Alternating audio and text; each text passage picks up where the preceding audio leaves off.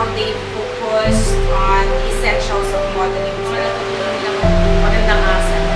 Pinaka-nagustuhan ko is natuto siyang makapag-socialize sa mga common models. And at the same time, nag-push siya ng self-confidence. And a huge development dun sa news ko kay Lorian. Ang laki ng changes.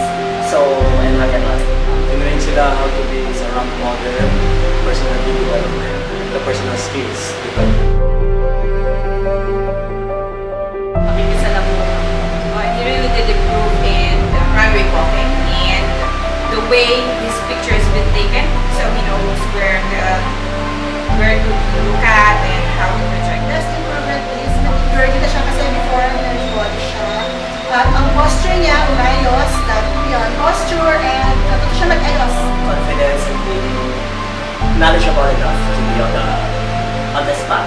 Confidence, maturity to become a model. Oh yes, I can say yes. Oh, napakasulit, super. Oh, absolutely. Of course. I would highly recommend it. Oo, inano ko na siya sa pamangkin. I would definitely recommend our side. Reasonable sa pag-develop ng kanilang with disregard yung payment. Wala naman yan sa payment. Ay, yung malaki